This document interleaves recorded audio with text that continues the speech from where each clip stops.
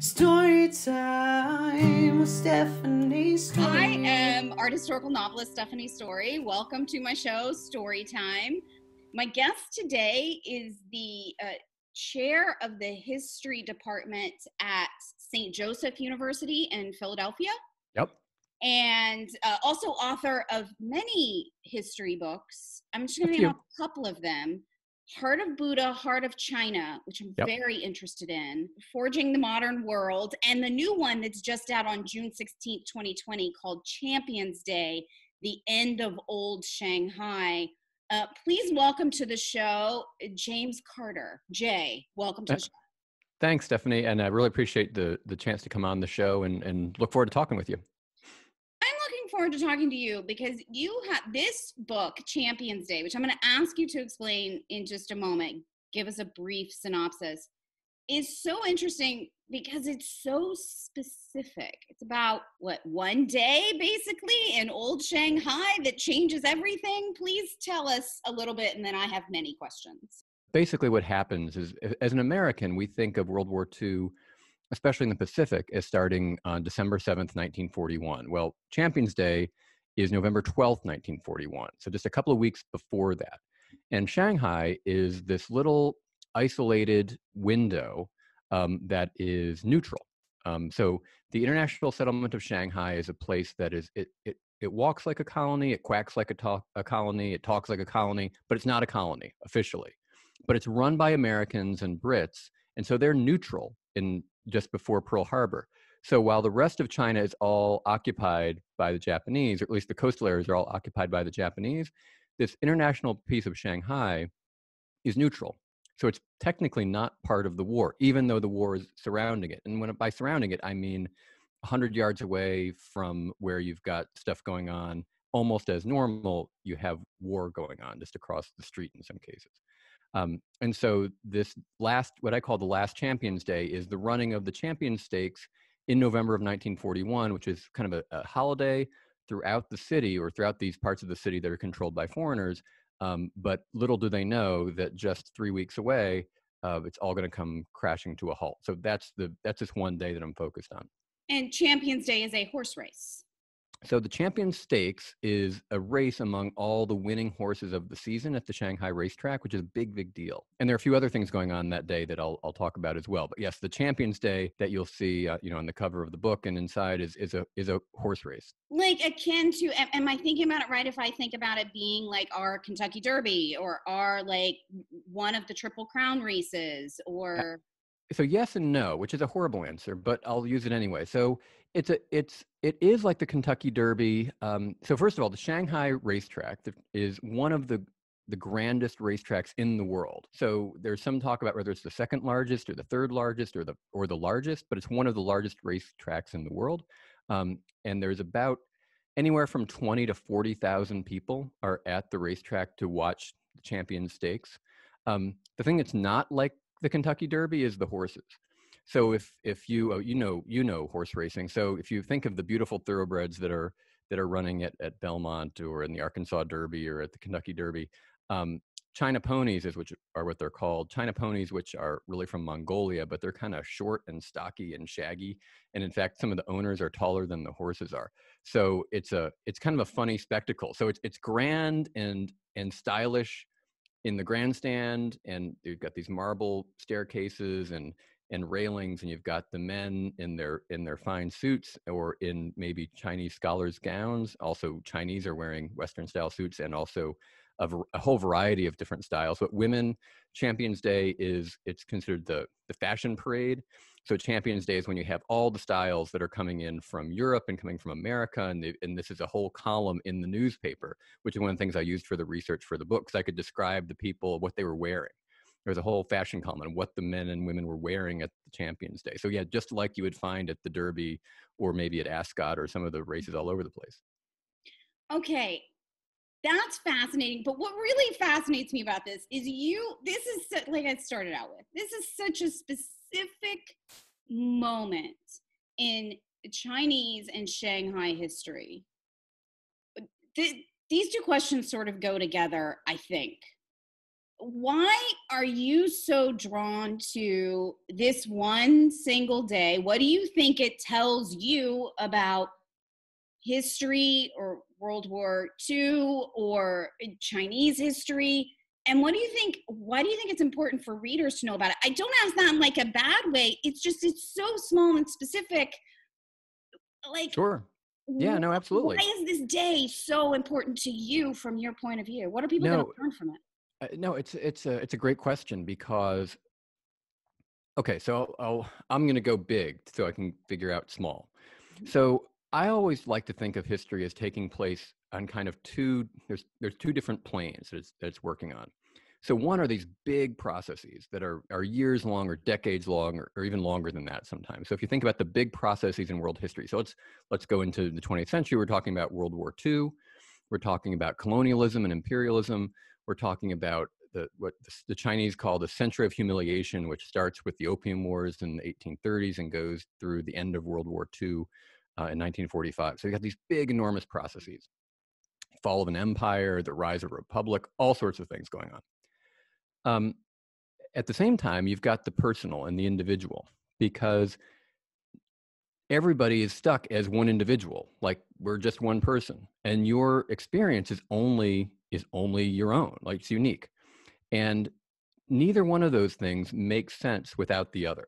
So you can't really understand those big processes of wars and revolutions and movements without understanding the experience of those wars and revolutions on an individual scale, on an individual level. And so that's why I like this one day, because I think that telling the story of what these people's lives were like on this one particular day, and there's all sorts of really fascinating things going on in this day, but that helps us to know what it's like. You're on the eve of World War II. You're on the eve of the biggest conflict that the world has ever known. But what's it like for this one banker who is, walking down the street past the kind of the ruins of what used to be the houses where some of his employees live because they'd been bombed the night before? Or what's it like for a Chinese architect who's going to the racetrack because the buildings he had designed he can't get to anymore because they're now occupied by the Japanese? Or what's it like for a Chinese gangster who all of his gangster friends have left the city because they know that what's going to happen when the Japanese occupy the city is going to be bad for them, but he can't leave because he loves the horse racing so much.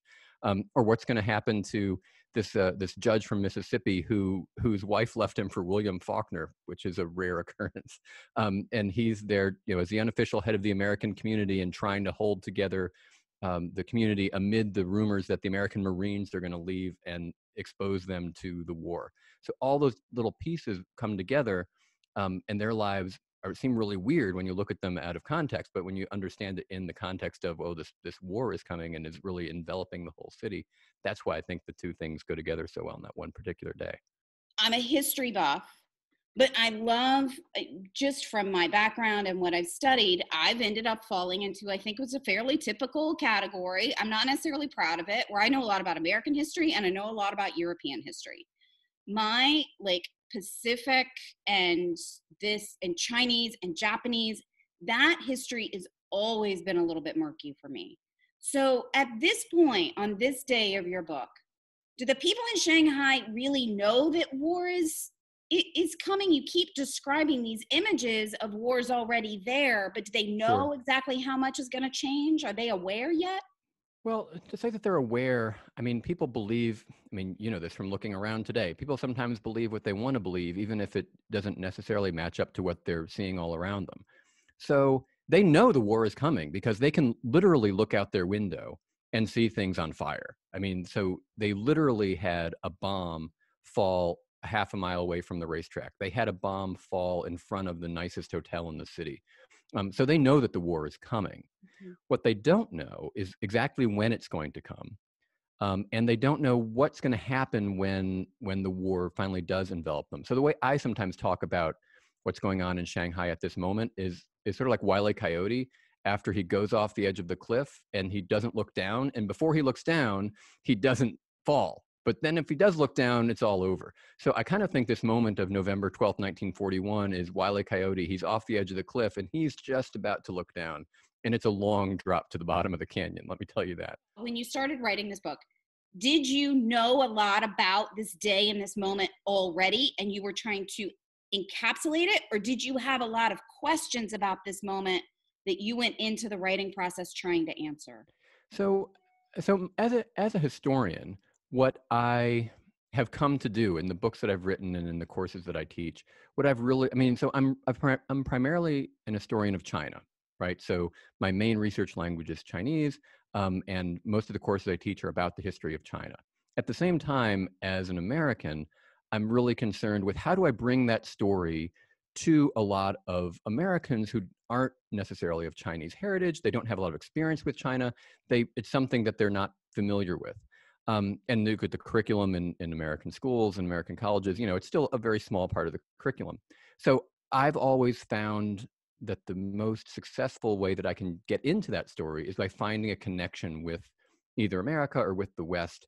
And so those are the kinds of things that I've looked at in the books that I've written, even if they've been books about Chinese. So you mentioned Heart of Buddha, Heart of China. It's about a Buddhist monk, but he goes founding temples in places that have big foreign presences because he's trying to establish the fact that they're Chinese cities, even though there are foreigners all over the place. To answer your question about this particular day, when I went into Shanghai, studying the history of Shanghai, I wanted to find a place where I could do the same kind of project, find a moment, find a point where China and the West interact, hopefully at a personal level, but find a place where they interact and then see what happened at that point, happened at that moment. And I mean, in the way that writing a story is, and for some of your viewers, I'm sure are trying to think about how to like construct their own narratives and come up with their own plots and stories. So I started looking around for a moment, and I found this moment of the last champion stakes before the Japanese invaded, and it was in May of 1941. And I started doing a couple of days worth of research in this old Jesuit library in Shanghai. And then I discovered that that was wrong. It wasn't the last Champions Day. That actually was in November. So that kind of, in some ways, illustrates the artifice that's going on here, because it's not, there are lots of different days, and it doesn't mean that this one particular day is the day that explains the story of modern China. But what it is it's a moment when you can take all these different threads, you can wrap them together and kind of into one cable, and that one cable is what drags you from the pre-war era in the 1930s through the war itself, and then we'll come out on the other side into the post-war, into the revolution and civil war, and then what comes afterwards. So this day kind of just was there, and I had to kind of dig around and find the right day and kind of hold it up to the light in a particular way so that all of a sudden all the images made sense. So this is a way to help me understand, as a person who is not as steeped in Chinese history as I would like to be. I studied some Chinese art, in art history school, but that's about my extent of Chinese history, to help me understand how China does go through this moment and becomes a sort of steps into modernity in a way. I think so. In fact, when I said to my editor, when I was just developing this idea, I said, if this book is successful, a lot of people who read it, it's going to be the first book on Chinese history that they read, because it takes a moment, and the moment is it's stylish, it's exciting. There's just a ton going on, and we talked about the horse races, which is just one of the most spectacular sights you can see. There's a funeral going on. There's 3 events that are going on in the town that day in the city. One is a funeral of the richest woman in Asia, who is a half French, half Chinese widow of a wealthy Baghdadi Jewish businessman, who's about 3,000 or 4,000 people, official mourners, are at the funeral, and there are newsreels are recording it for the American and the European media. On the other side of town, there's this new, it's what had been a brand new kind of Art Deco city center, which is hosting a national celebration, the birthday of Sun Yat-sen, who was one of the founders of the Republic of China, but it's being presided over by the Japanese, who are occupying the city. So it's kind of like, it's hard to get the right metaphor. It's almost like Benedict Arnold holding a 4th of July celebration. I mean, it's all completely cockamamie. And you put all these different pieces together, and that's what Shanghai was in 1941. And so I think the idea is to try to tell the story, to try and lure people in who aren't, people who are interested in China. I hope they'll read the book and they know why it's interesting already. But I think people who come to it and say, horse racing, Shanghai, I don't know what that's going on. And I think there's enough there that's it's not just a fun story, though. I think it's that. I think it is, as you were mentioning before, it's a story that will pull you in and start to tell you how it is that China came to be sort of the way it is. How on earth did you become so obsessed with China? I mean, because for me, because it is so foreign to most Americans, not in a good way. Again, this is not like a point of pride for me. This is a point of I have, I have, I have, along with a lot of people, not had the education in it that I should have had. How did you get interested in it and go down this road where you have a PhD and you write books about it and you teach it? And like, how did you find it? How did you Well, find I went to college and I was interested in history. And like you, I mean, I was in college in Richmond, Virginia. So, I mean, I grew up in Connecticut. My family is from Texas. I went to college in Virginia. So, I mean, I was familiar with, the ideas of the Revolutionary War and the Civil War, had some connections to European history, all the stuff that you were talking about before. Didn't know much about China. And to be honest, it was writing that got me into it, because the person that I wound up going to study with in graduate school, who's an historian named Jonathan Spence, who taught at Yale for many years, and I read some of his books, and he has a really creative approach to history. He's got some tremendous books that I recommend to anybody, even if they don't think they're interested in Chinese history, if they don't even think they're interested in history at all necessarily. But a book called The Question of Who and The Death of Woman Wang, and both of these are approaches to history that I just read them, and it's like the subject matter was fascinating to me, but even more fascinating was the way the way that he approached history and the way he told these stories. And so I went to work with him, and the fact that he studied China was what dragged me into the study of China. And in fact, the story that I have reflected on a lot as this book has come out, and gets me to go back and look through the stories, or through the pieces of the puzzle and how they came together.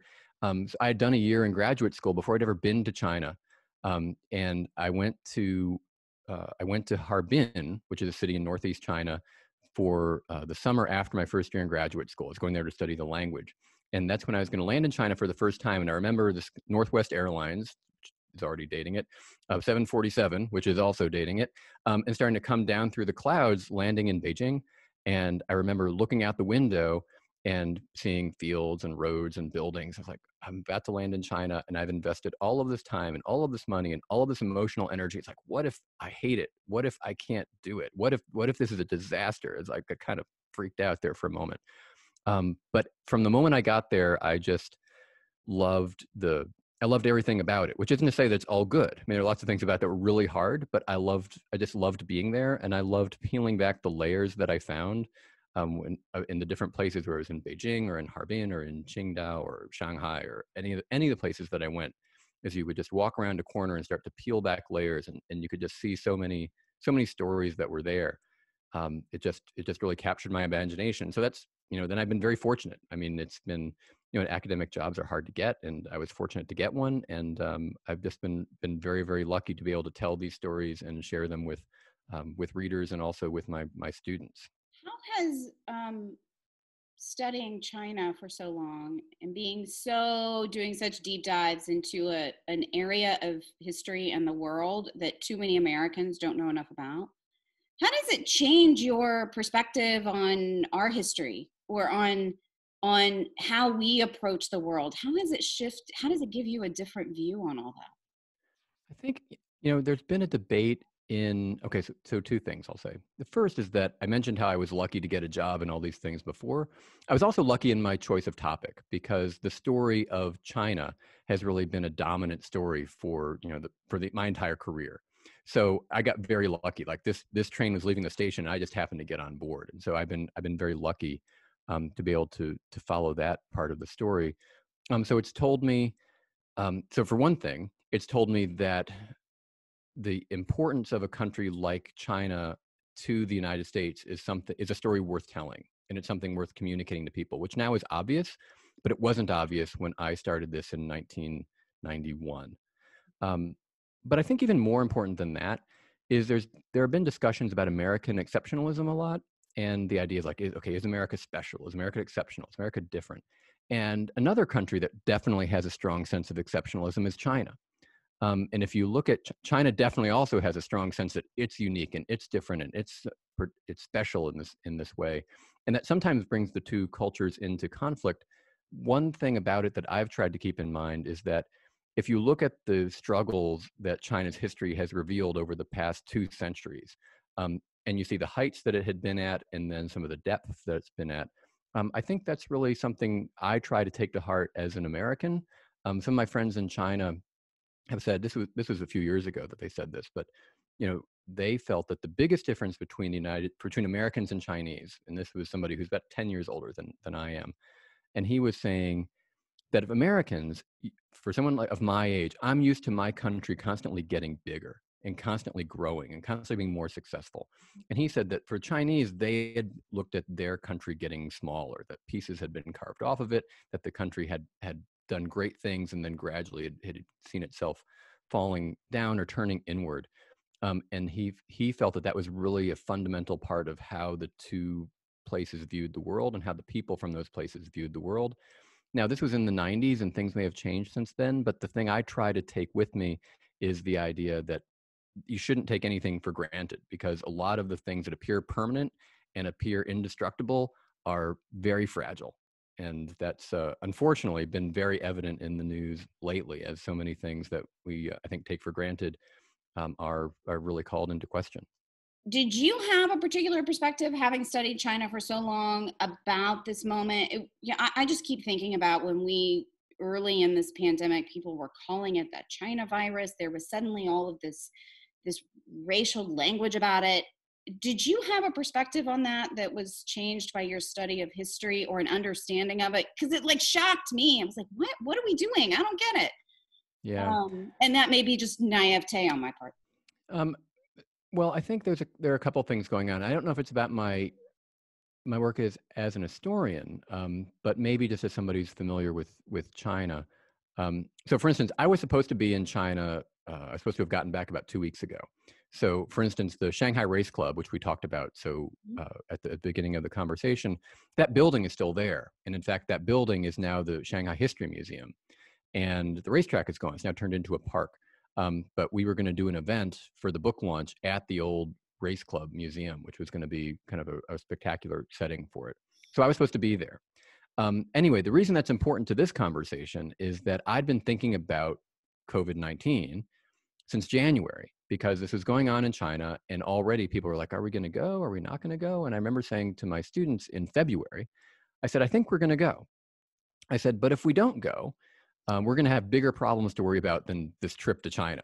And unfortunately, that turned out to be the part that was true. I think that there's the failure of governments on both sides to learn lessons from one another is really disheartening. And I'm seeing that now play out in the United States. I mean, you're in Arkansas, and so now it's just been seeing how bad things were in New York and New Jersey and Pennsylvania and Massachusetts a couple of months ago, and then seeing this replicated I have relatives in Texas, and they're now bearing the brunt of it.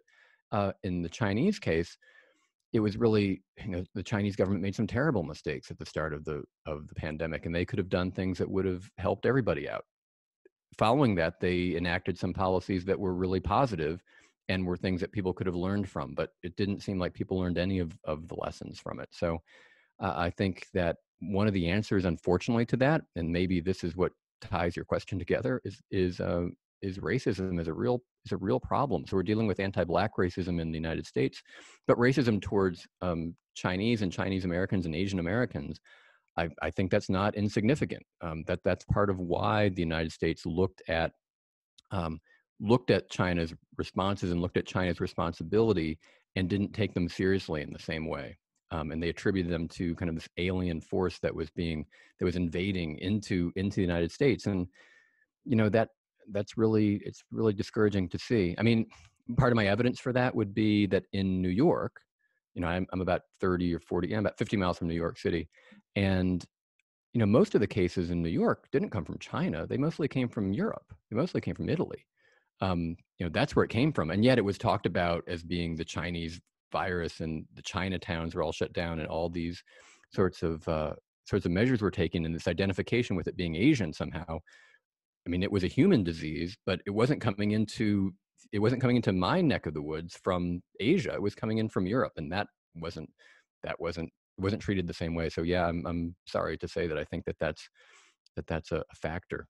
Is this moment, you're a historian? I've asked this question of a bunch of historians, but I'm really interested in it, particularly from trained historians, not just like historical novelists like me, fake historians. Um, no, Not we fake, are a not little fake. bit. Um, We'll uh, talk about that. We'll talk about that next. okay, I will ask about that next. But no, but my question is, how is this moment? Because this moment is historical in so many ways, from the pandemic and the shutdown and the quarantine, and now we're in this, this racial moment in the United States that I'm hoping has more lasting effect than has previously. How have these moments changing the way are they changing the way you're thinking about history, or are they changing the way you're looking back and going to be writing about it, or is that history set in stone and you're just moving forward? I ask because it changes the way I emotionally respond to reading about plagues in the past or Sure. military sieges. It changes my brain a little bit because of my emotional relationship to these kinds of issues. So, so yes, it does. Of course, it changed. So the first thing I would say is that history and the past are different, right? So the past has happened, and it can't happen again. All apologies to Doctor Who, but history is that kind of triangulation between, you in the present, me in the present, and the past is the second point, and then your sources is that third point. And so, because your perspective is always changing, that means that your understanding of history is constantly changing, even though the past is still the same. So the perspective that this is bringing to me now is, so race is a really central part of my book, not just race in the terms of competition, but race in terms of racism and colonialism. I mean, so the Shanghai Race Club was whites only, and how did that play out? So how did this cosmopolitanism and style and dynamic and aesthetic of Shanghai, how do you reconcile that with the colonialism and the racism that was present all around? And I grapple with that in the book in the book a lot. So now, as I write about the book and try to promote the book amid this horrible tribulation that we're going through as a nation, it really is getting me to see the positives and the negatives of what I've been studying and what I've been writing about, and trying to get some lessons from it. And I think that that's only going to continue as I look for what story I'm going to tell next, because I can't be anyone other than who I am. And then I try to bring the questions and the perspective that I have onto whatever events it is that I find, to try and tell my stories. Because historians are telling stories all the time, but they're not just telling stories, right? They're telling stories often with a point, and they're telling them with constraints that are the sources that they have. You can't just make up what your character is going to do. Your character has to do something that happened, or at least could have happened, and it's flexible. And so the reason I was flagging what you were saying about being a fake historian as historical novelists, I have a ton of respect for the people that I see who are writing fiction that's based on history, because I don't think the line between fiction and nonfiction is really all that bright. I think that there's a lot of crossover between the two. There's a lot of nonfiction that is not very truthy, to use kind of Stephen Colbert's term, and there's a lot of fiction that is very, very truthy. And so I think that both can be done with kind of a respect for what had gone on in the past, and an understanding and legitimacy. And if you look at Shanghai, so I would love to talk to people about how they can draw Shanghai into their stories and their plots, because that place at that time had so much going on that is fruitful as a source of inspiration for plot, for character, for setting. It's just dramatic, and those are the tools of an historian. They're also the tools of a novelist. So I see the two things as being very much complementary. Yeah, and I do call myself a fake historian because I I don't want people thinking when they're reading historical fiction that they are reading history, because I do take I know a lot of it. I'm obsessed with the history. I've crawled in backs of library stacks like the rest of us. I read the foreign language newspapers. I go digging it all up. But when push comes to shove, I will take historical license with something in order to serve the story. And I always think of historians as changing the story to serve the history. Like it's Yeah, just that's fair. That's a good backwards. distinction. That's a good distinction. So I don't mean to disparage the work that I and my historical novelists do. I just always want to flag for readers, when you read historical fiction, then you should go back and read. I hope it inspires you to read the real history that's serving those stories.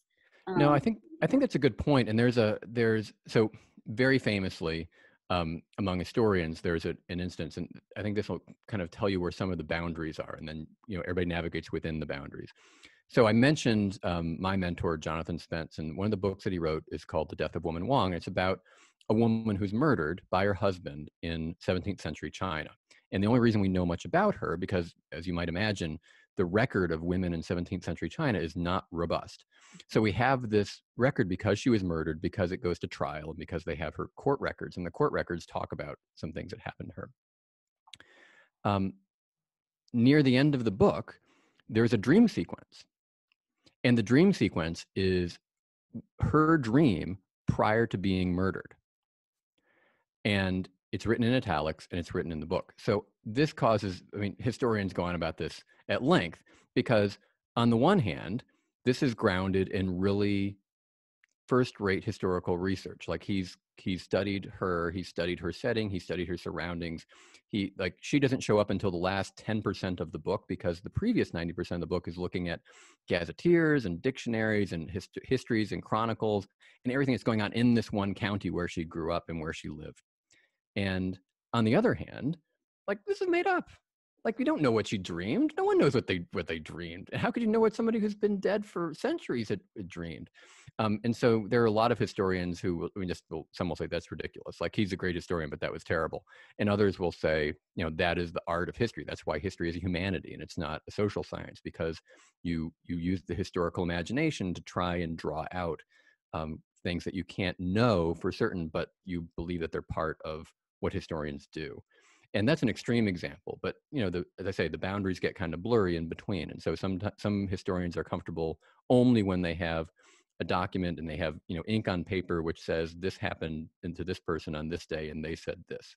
And other people are more comfortable making some more leaps of historical imagination by saying we can't prove that this happened, but we think that it did, or we think it might have. Or we think it could have happened in this particular way. And everybody has to make their judgments, and that's true in any work of history. Okay, I'm getting a sense of where on the spectrum you fall, but please tell us where on the spectrum you fall, and particularly how you navigated it with this book, Champions Day, of how you made those determinations. Yeah, so it was really important to me to have characters that represented the breadth of Shanghai society. So I had I'd way more information than I needed about some of the characters, especially some of the Americans and some of the Brits. For some of the Chinese characters, I had more, but for people, as you move down the socioeconomic scale, you had less information. And so I found, there's this one guy named Wang Niger, or Nate Swang is what he went by. And I found just these snippets of things here and there. And I was able to figure out where the kind of neighborhood he lived in. And I was able to figure out what he did for a living. Even though I actually have some things that he wrote, but they're not about any of the stuff that I'm talking about. It's about his religious epiphany when he's later on. So I was comfortable talking about, okay, this is the neighborhood where lots of these people lived. I have vivid descriptions from historians also of these kinds of neighborhoods. And I was able to find descriptions of the kinds of foods that they ate, the kinds of restaurants there were. I was able to put together the map of the city and know where he would have gone and would have, where he would have eaten, where he would have slept, where he would have bought his newspapers, where he would have gone for entertainment, etc. But I didn't have kind of literally his day-by-day experiences. So I'll never put words in somebody's mouth if I don't have a record of them saying them. So if something's in quotes in the book, I have a record of them saying it. But I would try to cultivate the word, so I'm not saying anything that isn't true.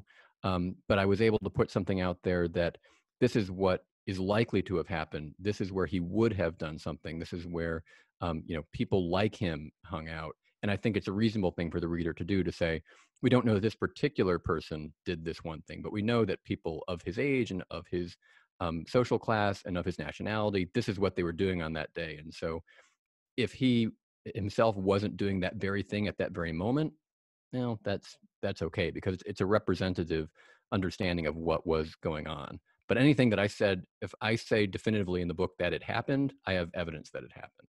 Have you thought about writing a historical novel? You sound a lot like a historical novelist sometimes. I'm terrified of fiction because I'm more reactive than I am proactive. So when I'm trying, like the idea of writing a plot, I find really intimidating. So I like to take the evidence that's there and then weave it together and make it into a story. I'm very impressed with novelists who come up with a story from out of their head. But historical novelists, you realize that's what we do. We take the historical record, we lay it down in little cards, and then we just get to fill in the blanks with fun stuff.